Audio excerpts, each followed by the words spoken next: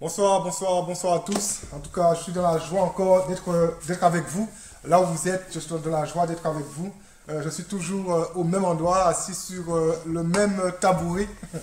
Mais, mais quelque part, durant ces temps où, voilà, où ça a changé de forme, le tabouret me rend service. Je suis de nature à beaucoup bouger quand je prêche.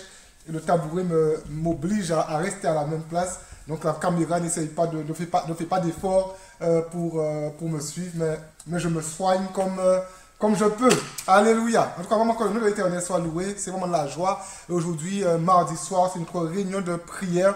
Et c'est juste, en fait, je vais introduire avec un message, une prédication. Et ensuite, je vous encourage vraiment chez vous à prier, à rechercher la face de Dieu en famille, tel que vous êtes, à prier. C'est tellement nécessaire de prier durant ce temps de confinement. Je ne cesserai jamais de le répéter, mais c'est important de prier durant ce temps de confinement. Chercher la face de Dieu. C'est important aussi de lire sa Bible, se rapprocher de Dieu. Et c'est à cela que je vous appelle. Et je crois quelque part, Dieu n'est pas contre ça. Et Dieu veut que nous puissions passer du temps dans la prière, du temps dans sa présence. Nous avons besoin de lui. L'heure est à la prière, en tout cas, maintenant. Et ce soir, le titre de mon message, ce que Job sait de son Dieu. On va continuer vraiment sur le personnage Job. Et peut-être dimanche, je ne sais pas, ou alors ce sera le dernier. Voilà, on va voir comment les choses seront conduites. Mais ce que Job sait de son Dieu. C'est vraiment le titre de mon message et on a commencé la dernière fois, on a vu vraiment comment Dieu a relevé Job. Et mais le problème c'est que si Job est resté, je dirais, dans une position d'inébranlabilité, c'est parce qu'en fait Job connaissait qui était son Dieu. Et on va lire quelques versets dans le livre de Job, Job 19, les versets 25 à 29. Job 19, les versets 25 à 29. C'est mon épouse qui va lire. Mais je sais que mon Rédempteur est vivant, et qu'il se lèvera le dernier sur la terre.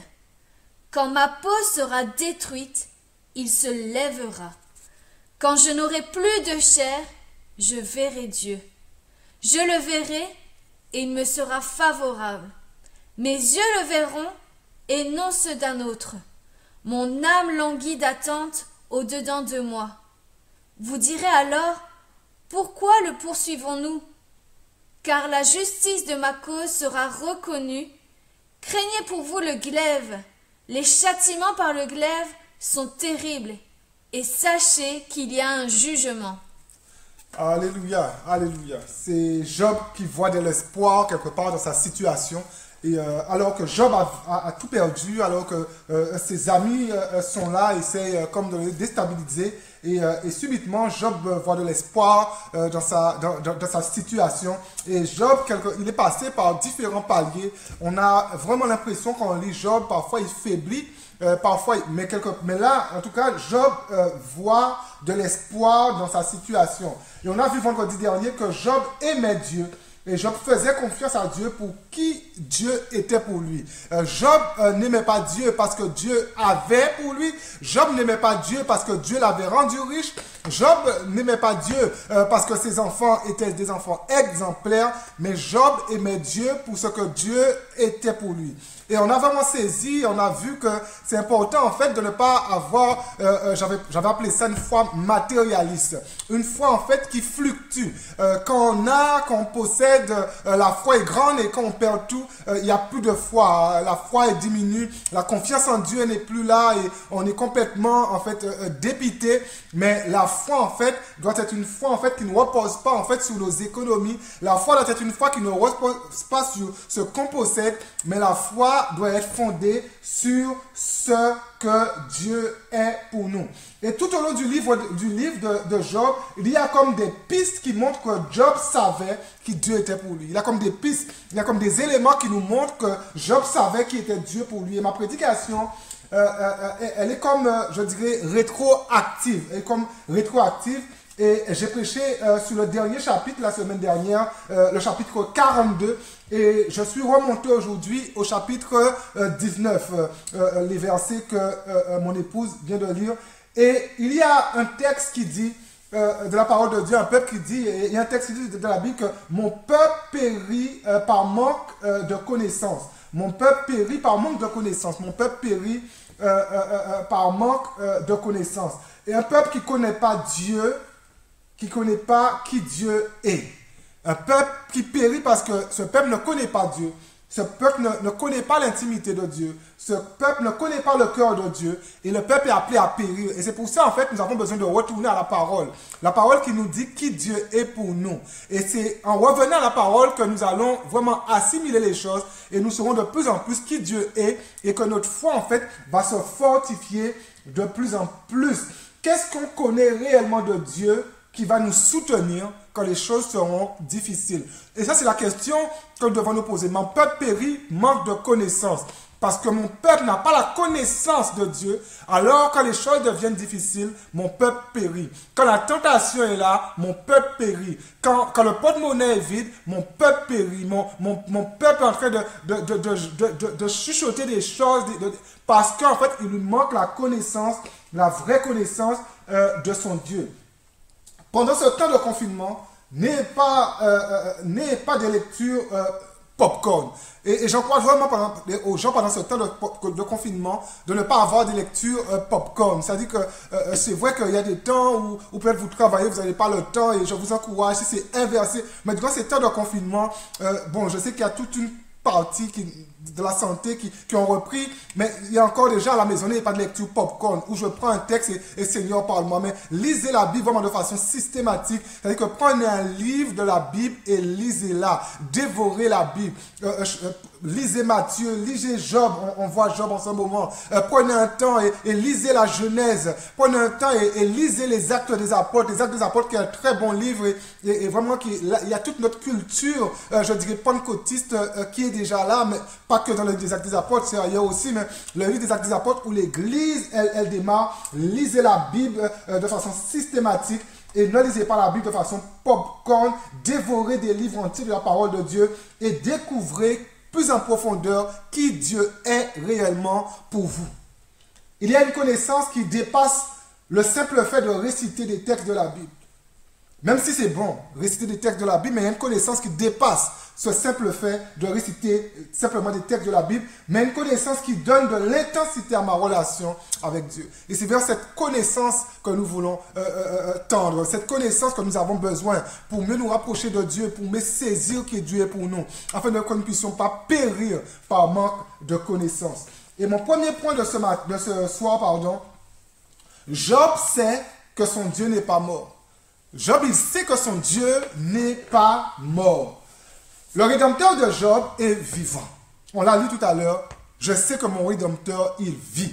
Le Rédempteur de Job est vivant. Le Dieu de Job, il n'est pas mort. Le Dieu de Job, il parle, il marche, il restaure, il justifie, il se lève, il prend soin. Le Dieu de Job, il répond aux prières. Je sais que mon Rédempteur est vivant. Et ce soir, vraiment, venez dans la présence de Dieu avec cette conviction que je sais que mon Rédempteur est vivant. Je sais que Dieu vit. Et quand on parle de Dieu qui vit, on parle de Dieu qui nous entend. On parle de Dieu qui n'est pas sourd. On parle de Dieu qui agit. On parle d'un Dieu qui dans l'action est là. Un Dieu qui travaille en notre faveur. Job n'était pas quelqu'un qui vivait une foi simplement religieuse. C'est-à-dire une foi complètement plate. Et parfois la religion quelque part peut nous emmener vers cette foi plate. Mais Job vivait une foi avec une relation basée sur un Dieu vivant. Job ne vivait pas une foi religieuse, mais plutôt sa foi était vivante parce qu'il s'appuyait sur le Dieu vivant et vrai. Déclarer que Dieu est vivant, c'est déclarer quelque part que Dieu va faire. Dieu est vivant, on dit que Dieu est vivant, c'est qu'on déclare ainsi que Dieu va faire. C'est-à-dire qu'on a vraiment cet espoir que Dieu va faire. On a vraiment cet espoir que Dieu est tout puissant parce qu'il est vivant. La foi de Job s'attendait à Dieu en dépit de la réponse que Dieu allait lui donner. Et subitement, dans le texte que nous avons lu, on a comme si Job, en fait, réalise quelque part que la réponse de Dieu sera bonne en sa faveur. La foi de Job s'attendait à Dieu en dépit de la réponse. Nous avons un problème quand nous voulons imposer à Dieu nos solutions à nous. Quand nous voulons imposer à Dieu nos perspectives à nous. Quand nous voulons imposer à Dieu le futur que nous avons décidé qui sera mieux pour nous, décidé qui sera mieux pour notre ministère, décidé qui sera mieux pour notre service, décidé qui sera mieux pour l'Église. Parfois on peut dire, Seigneur, j'ai décidé que c'est ça le mieux pour l'Église. J'ai décidé que c'est ça le mieux pour ma vie. Et on veut comme imposer. Nous avons un problème quand nous voulons imposer à Dieu nos solutions à nous. Ce n'est pas à Dieu de rentrer dans notre moule à nous, mais c'est nous de nous soumettre à la volonté du Dieu vivant. Comme notre Père nous dit, que ta volonté soit faite sur la terre comme au ciel. Jésus même dira, ô Seigneur, ma nourriture, c'est de faire ta volonté. Nous ne voulons pas imposer à Dieu, de toute façon on ne va pas réussir à le faire, nous ne voulons pas imposer à Dieu notre volonté à nous, mais nous voulons vraiment nous soumettre à la volonté de Dieu. Prendre ce temps de confinement pour vraiment chercher la volonté de Dieu pour nos vies. Vous avez une église en fait qui peut faire beaucoup d'activités, mais si on fait des activités où Dieu n'est pas là-dedans, où il n'y a pas une direction divine, où les choses n'ont pas pris l'essence de la prière, où les choses n'ont pas pris l'essence dans le jeûne, il y a un problème et Dieu peut se retirer. Et je le dis bien, Dieu peut se retirer. On peut faire beaucoup de choses dans des églises, mais Dieu se retire. C'est plus mon projet. Je ne suis plus là-dedans. Eux là, ils pensent qu'à eux, ils ne me mettent pas. Mais je déclare que nous rentrons dans une saison où tout ce que nous ferons, nous serons convaincus, nous serons sûrs, nous serons rassurés que Dieu est là-dedans. Dire que Dieu est vivant, c'est savoir que le mouvement de Dieu n'est pas terminé. C'est savoir que Dieu est actif et il fait encore. Dieu n'est pas muet, Dieu n'est pas paralysé, mais il est en mouvement dans chacune de nos situations. La question est toujours, quel Dieu que nous connaissons? La question est la suivante, quel Dieu que nous connaissons? Quel Dieu que vous connaissez? Quel Dieu que je connais? Est-ce que je connais le Dieu vivant et vrai? Quand nous sommes en train de traverser notre vallée de l'ombre de la mort, vers quel Dieu levons-nous la tête? Et ça, on doit se le poser. Quand je traverse les difficultés, je vais traverser les difficultés. Et moi, je traverse des difficultés. Nous allons traverser les difficultés. Mais quand je traverse par la vallée de l'ombre de la mort, vers quel Dieu je lève la tête? Vous savez, je dois réaliser dans ma marche avec Dieu que Dieu ne change pas. Que je dois réaliser que Dieu, il est stable, comme nous l'avons vu dimanche dernier. Nous devons réaliser que Dieu est le même hier, aujourd'hui et éternellement. Dieu ne change pas. Il n'est pas mort, mais il ne change pas. Ce qui se passe souvent, c'est parfois nous pouvons être dans la même église et connaître et ne pas connaître réellement Dieu. Et ce n'est pas un reproche. On peut être dans la même église et ne pas réellement connaître Dieu. Et ce n'est pas que nous ne sommes pas sauvés. C'est pas que nous sommes condamnés, c'est pas que nous irons en enfer, mais nous ne connaissons pas Dieu. Et quelque part, il y a comme des zones en nous qui périssent. Il y a comme des choses en nous qui périssent parce que nous ne connaissons pas réellement Dieu et nous n'essayons pas d'avoir cette foi mature pour aller chercher Dieu. Et je crois, quelque part, ce temps de confinement, c'est un temps qui appelle chaque chrétien à prendre leurs responsabilités face à la parole de Dieu. Et quelque part, durant ce temps de confinement, et je bénis Dieu, à un moment donné, j'ai voulu faire tellement de réunions, mais je bénis Dieu que pour moi, ça aurait été un piège pour chacun d'entre vous. Et je crois quelque part, ce temps de confinement emmène tout chrétien à une maturité, à une autonomie. C'est pas le pasteur qui doit tout faire pour vous. C'est pas le pasteur qui doit tout cracher pour vous. Mais je prends vraiment cette décision et je vais dans la parole de Dieu. Je m'assois, j'étudie, je regarde des commentaires, j'évalue et j'essaie de voir quel texte qui appuie et j'essaie de mûrir ainsi. C'est pas le pasteur qui doit tout mâcher, mais moi aussi j'ai cette faculté, j'ai le Saint-Esprit en moi et je sais aller me nourrir. Et quelque part, je crois que même après le confinement, il faudra garder ce rapport avec la parole où la parole de Dieu ne reste pas un dimanche par semaine, que la parole de Dieu ne reste pas un dimanche, un mardi par semaine, mais ce soit plus, où j'ai des temps à part, où j'étudie la parole de Dieu. Quand je vois comment Job a géré son malheur, je reviens aussi à me demander, est-ce que je connais réellement Dieu tel que Job l'a connu? C'est une question qui peut paraître troublante pour certains. Un pasteur se pose cette question-là, mais moi, quand je lis la parole de Dieu, je me pose plein de questions. Et je crois que c'est les questions que je me pose qui m'aident à aller plus loin. Et quand je lis la parole de Dieu, je ne me prends pas pour ce que je ne suis pas. Mais parfois, je suis tellement faible par rapport à certaines réalités que je lis. Parfois, je suis tellement faible par rapport à l'exemple que certains hommes de la parole de Dieu m'ont communiqué. Mais à la fois, je suis tellement content. Quand je lis leur histoire, je me rends compte au final, ils étaient des hommes de la même nature que moi, avec une faiblesse comme moi. Est-ce que je connais réellement Dieu tel que Job l'a connu? Oui, je connais celui qui me sauve. Mais est-ce que je connais le Dieu vivant et vrai qui, dans l'épreuve, est avec moi? Oui, je connais celui qui me sauve. Oui, je connais celui qui me donne l'éternité. Mais est-ce que je connais le Dieu vivant et vrai qui, dans l'épreuve, qui, quand tout va mal, quand je suis dans le feu de l'épreuve, est-ce que je connais celui qui continue à être avec moi, où j'ai la ferme assurance qu'il est avec moi? Dans le feu dévorant, il est avec moi. Il ne me quitte pas, il ne m'abandonne pas. J'ai tout perdu, mais il est avec moi. Les mauvaises nouvelles sont là, mais il est avec moi. Le coronavirus est là, mais il est avec moi. Je perds tout autour de moi, tout s'effondre autour de moi, mais il est avec moi. Job connaissait Dieu ainsi. Un Dieu qui ne l'abandonne pas, un Dieu qui est avec lui. Et quand j'ai trouvé la réponse...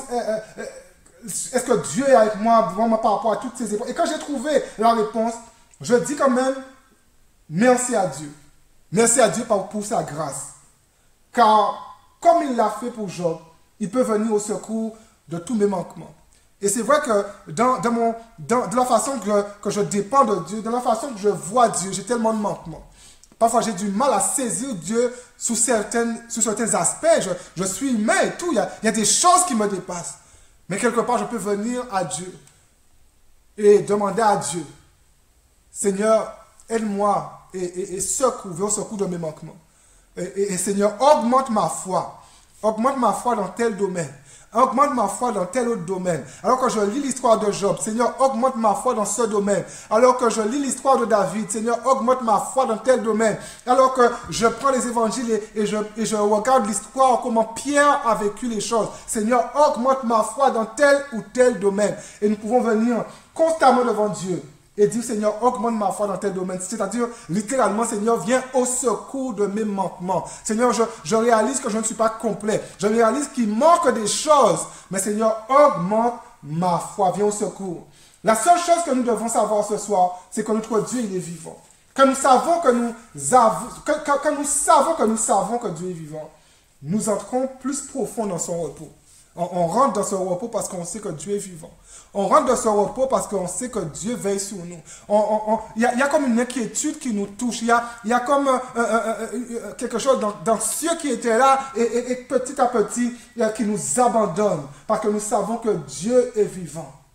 Job était dans le repos de Dieu et aucune nouvelle n'a pu déstabiliser Job. Il me dépasse.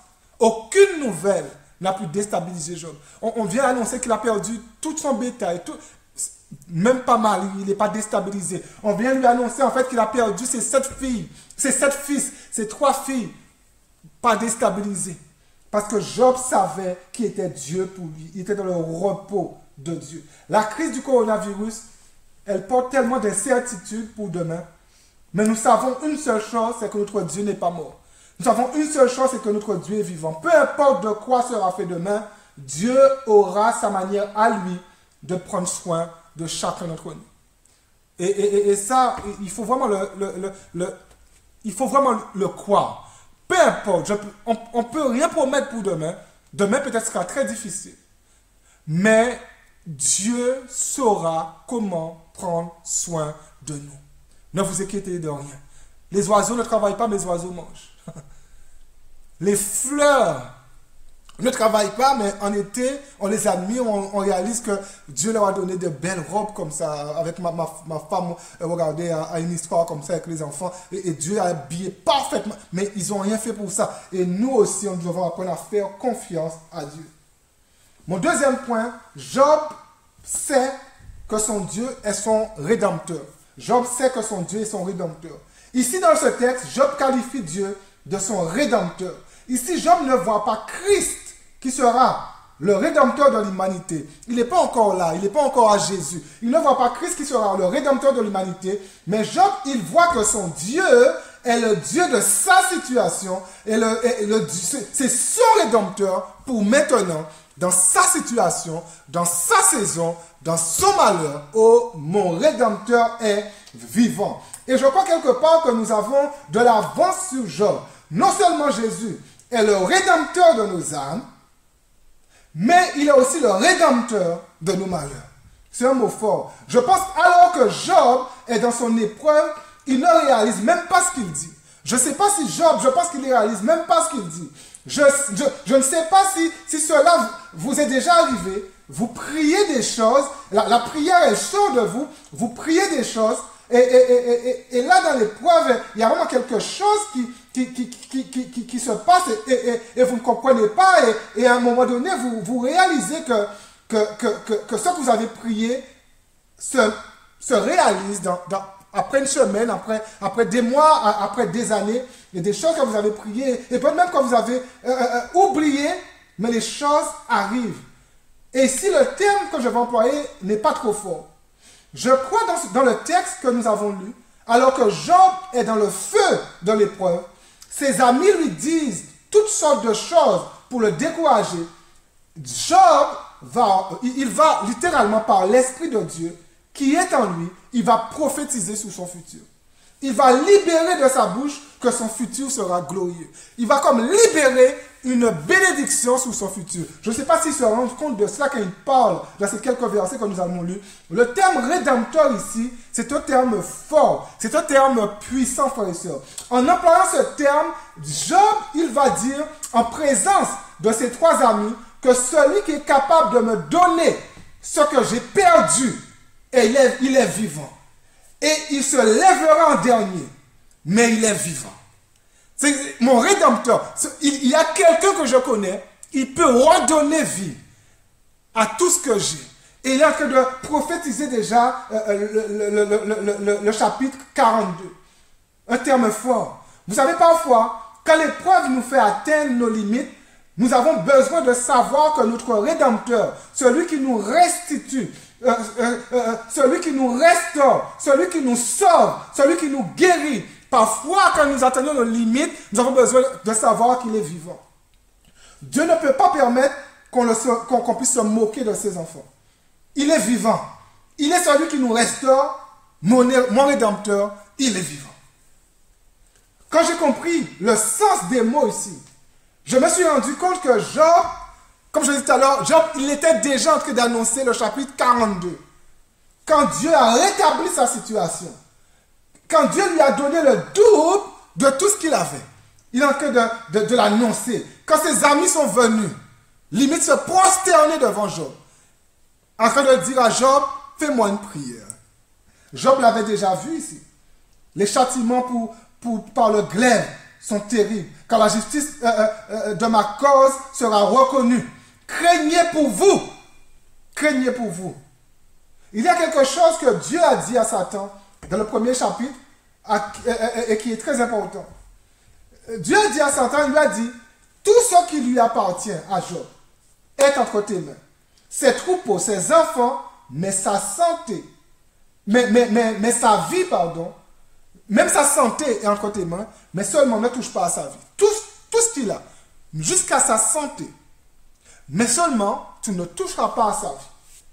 Pendant tout ce gros pic du coronavirus, alors qu'avec ma femme, alors que j'étais tracassé, j'étais vraiment tracassé pour la santé de plusieurs personnes de l'église et même des gens, de personnes d'autres églises. Ma propre belle famille passait et passe d'ailleurs encore par des moments assez compliqués. Il y a une femme de cette église, de l'église Viezévois, qui m'a rappelé la chose suivante au téléphone. Tant qu'il y a la vie, il y a de l'espoir. C'est quelque chose que je savais, que je disais, mais subitement ça a pris un sens. Tant qu'il y a la vie, il y a de l'espoir. Et alors que pour beaucoup, Job est sur son lit de mort, Job, lui, il sera convaincu que tant qu'il y a la vie, il y a de l'espoir. Il est recouvert de... Mais tant qu'il y a de la vie, il y a de l'espoir. Les ulcères l'ont envahi. Les ulcères mais il sent mauvais avec toutes ces plaies. Mais Job réalise que tant qu'il y a la vie, il y a de l'espoir. Son Rédempteur peut redonner vie à ceux qui étaient morts dans sa vie. Le roi David savait aussi que tant qu'il y a de la vie, il y a de l'espoir. Le roi David le savait. En 2 Samuel 12, alors que Dieu punit David en rendant malade le fils qu'il avait eu avec la femme d'Uri, David va rechercher Dieu alors qu'il apprend que son fils qu'il avait eu avec la femme d'Uri, il apprend que ce fils-là il est malade et David quelque part va rechercher Dieu en jeûnant pour le garçon. Vous pouvez voir ça en 2 Samuel 12, il va jeûner pour ce garçon.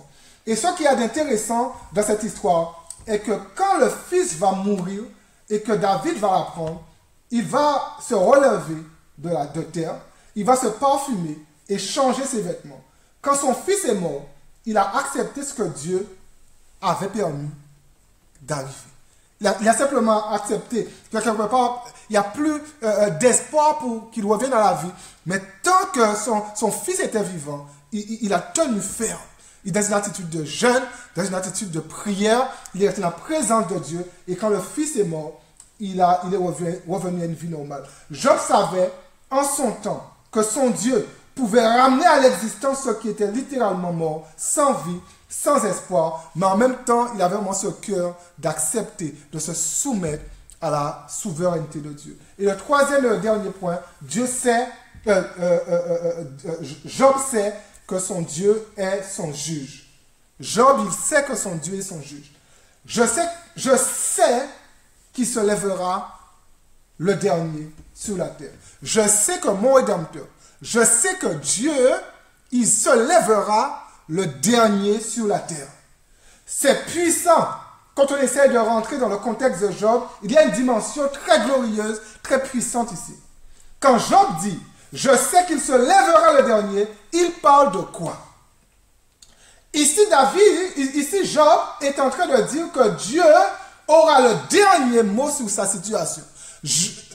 Dieu se lèvera le dernier, il aura le dernier mot. Vous êtes venu sur mon lit de mort, mais vous n'aurez pas le dernier mot sur la situation. Je sais que ce n'est pas vous, mais que c'est Dieu qui se lèvera le dernier sur ma détresse, sur mes pleurs, sur ma souffrance. Peu importe ce qui doit arriver, je sais que mon Dieu se lèvera le dernier. Et c'est tellement bon ce qui se passe ici. Job a littéralement l'impression qu'on lui fait son procès. On lui fait son procès, mais c'est son Dieu qui va se lever le dernier. Je ne sais pas si vous avez déjà été dans ce genre de situation où vous avez l'impression qu'on est en train de vous faire votre procès. Un peu comme Job est là, Job est couché, on lui fait son procès. Vous êtes dans une situation, vous avez l'impression qu'on vous fait votre procès. Et vous arrivez à vos limites, vous savez plus comment vous défendre, vous savez plus quoi dire, vous savez plus comment vous justifier, vous êtes dans vos limites, vous êtes limite en train de vous dire, mais qu'est-ce qui se passe? Et je crois quelque part que Job est dans cette situation, mais Job, c'est une seule chose, c'est que son Rédempteur, son Dieu, se lèvera le dernier. Waouh! Comme Job, vous vous sentez obligé parfois de vous justifier. Et même en vous justifiant, il n'y a rien peut-être par rapport à certaines situations qui se calment. Et au milieu de tout ce déferlement, Job, il sait que son Rédempteur va se lever le dernier. Vous savez, dans un tribunal, et ça c'est tellement bon, et vraiment écoutez, dans un tribunal, dans un procès, celui qui se lève le dernier, c'est qui? C'est le juge. Ah, c'est bon. Dans un tribunal, dans un procès, celui qui se lève le dernier, c'est le juge, et il se lève pour donner la sentence. Il se lève pour donner le jugement. Il se lève pour condamner, mais il se lève aussi pour justifier. Et quelque part, Job sait quelque part qu'il sera justifié. Le juge se lève en dernier. Je sais qui se lèvera le dernier. Il dit ainsi que l'Éternel est mon juge. Job est en train de dire à ses trois amis que son Dieu va lui rendre justice. Job est en train de dire à ses trois amis que Dieu va me justifier. Vous essayez tout, mais Dieu va me justifier. Si vous voulez être sûr de cela, Et allez écouter vraiment le dernier point du message de mardi dernier. Et vous verrez comment Dieu, au chapitre 42, vous verrez comment Dieu a justifié Job. La vie, elle est ce qu'elle est. Mais ça ne sert à rien de vouloir rendre justice par nous-mêmes. Job n'a pas essayé de rendre justice par lui-même. C'est Dieu qui a rendu justice. Je sais que mon Dieu se lèvera le dernier. Je sais que mon Dieu sera le juge qui va se lever en dernier dans tout ce procès. Et vous savez, et quand on parle de procès, je viens de réaliser cela et tout, et c'est vraiment cela. Hein. Je veux dire, quand le premier chapitre, il y a les fils de Dieu qui sont devant Dieu, et Satan se présente, et ça fait vraiment procès. Mais je sais que mon Dieu se lèvera le dernier. Il y a quelqu'un qui m'écoute et qui a besoin d'entendre ce que je vais dire maintenant. Peu importe, aussi spirituel que tu te sens, ta justice est souillée. Je le redis, peu importe aussi spirituel que tu te sens, ta justice est souillée. Mais c'est Dieu qui doit se lever le dernier. C'est Dieu qui est juge. C'est Dieu qui doit donner la sentence. La délibération revient à Dieu. N'essaye pas de faire justice toi-même. Dans peu importe nos conflits, dans peu importe nos combats, c'est Dieu qui doit toujours se lever le dernier. Il y a des choses dans la vie qui vont nous dépasser.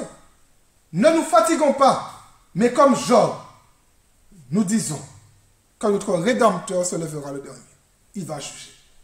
Dieu est le seul juste juge. Car quand il se lève avec la pleine connaissance de toute la vérité et juge les choses selon la vérité. Il se lèvera le dernier. Dieu, dès le départ, voyait, comme il l'a dit au chapitre 42, que les trois amis de Job ne parlaient pas de lui correctement.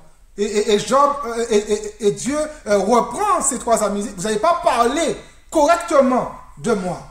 Et là, nous devons tirer une leçon. J'ai rencontré tout et n'importe quoi dans mon parcours de croyant. Je le redis, j'ai rencontré tout et n'importe quoi dans mon parcours de croyant. Mais une question que nous devons nous poser ce soir, comment utilisons-nous la parole de Dieu? Est-ce que nous utilisons la parole de Dieu correctement pour relever le faible, pour encourager, ou alors l'utilisons-nous pour toujours rabaisser, dans une perspective de juger, dans une perspective de condamner les autres? Comment on utilise la parole de Dieu? Est-ce qu'on l'utilise correctement? Job savait qu'il n'était pas juge, mais que son Dieu, qui est son juge, allait faire justice dans la vérité. Faisons confiance à Dieu. Je vais conclure par une question que nous pose le cœur même du message. Que savons-nous de notre Dieu alors que nous sommes en train de traverser l'épreuve? Que savons-nous? Mon peuple périt par manque de connaissance. Que savons-nous de Dieu alors que nous sommes en train de traverser l'épreuve? Le message de ce soir nous appelle à savoir deux choses. Que Dieu est vivant et que Dieu est notre juge. Vivant parce qu'il agit au milieu de nos épreuves. Et il est notre juge parce qu'il se lèvera le dernier pour délibérer et que sa délibération ne pourra être que délivrance pour nous. Wow! La délibération de Dieu dans la vie de Job a été une délivrance pour Job. Mais Job, pendant toute l'épreuve, il a fait confiance à son Dieu vivant, à son juste juge. Est-ce que nous pouvons vraiment que ce soir repartir et dire que Seigneur, je vais te faire confiance comme Job. Seigneur, je réalise que Job, il est de la même nature que moi. Et Job a pu vivre ça. Et moi, j'ai ton esprit, Seigneur. Seigneur, aide-moi. Augmente ma foi. Aide-moi à progresser, Seigneur. Aide-moi à reconnaître qui tu es. Afin que dans l'épreuve, Seigneur, je puisse continuer à te faire confiance. Seigneur Dieu de grâce, prie un instant. Seigneur Dieu de grâce, de miséricorde, nous bénissons, Seigneur, ton nom. Merci, Seigneur, pour ta fidélité. Merci, Seigneur, pour ce que tu es pour nous. Merci, Seigneur, parce que si tu es avec nous, qui sera contre nous? Et Seigneur, ce soir, nous avons besoin de savoir, Seigneur, que tu es vivant. Que tu es vivant, Seigneur. Que tu es vivant et que tu as agi, Seigneur, dans nos épreuves. Tu es vivant, Seigneur, et que tu peux nous toucher. Tu es vivant, Seigneur, et que tu as la solution. Nous avons besoin de savoir, Seigneur, que tu es vraiment ce juste juge. Tu es celui qui se lève le dernier. Le dernier pour délibérer. Le dernier, Seigneur, pour poser ta sentence. Le dernier, Seigneur, pour parler, Seigneur, au cœur de nos ennemis. Et Seigneur, tu nous donnes la parole que nous n'avons pas à lutter contre la chair et le sang. Et Seigneur, alors que, Seigneur, quand tu vas peut-être te lever, Seigneur, pour parler, Seigneur, à ceux qui nous ont fait du mal, nous te demandons, Seigneur, de les ramener, Seigneur, à toi. Nous te demandons, Seigneur, de convaincre leur cœur, Seigneur. Et que tous ces gens, Seigneur, puissent simplement devenir tes enfants. Que tous ces gens, Seigneur, puissent simplement, Seigneur, se rapprocher de toi, Seigneur. Tu te lèves, Seigneur, le dernier. Seigneur, l'épreuve parfois est tellement difficile. L'épreuve, Seigneur, parfois est tellement pesante. Mais Seigneur, tu es avec nous. Tu ne nous abandonnes pas. Jusqu'à la fin, Seigneur, tu seras avec nous. Seigneur, donne-nous de persévérer, Seigneur. Seigneur, bénis vraiment chacun. Et que vraiment, Seigneur, durant tout ce temps de confinement, que chacun, Seigneur, puisse encore se rapprocher de toi. En ton nom, nous t'avons prié pour ta gloire. Amen, amen, amen. Alléluia. En tout cas, vraiment que Dieu vous bénisse. Voilà, c'est des temps assez spéciaux. Et j'avoue que c'est drôle, hein? C'est très bizarre, ces réunions en ligne ainsi. On a besoin, on a presque envie que ça change. Mais à la fois, je parlais avec un frère, je suis tellement de la joie que Dieu puisse me donner plus de temps pour sa présence. Et vraiment, profitons de ce temps que Dieu nous donne. Que Dieu vous bénisse et à dimanche, vendredi, il n'y a pas de réunion, à dimanche. Que Dieu vous bénisse.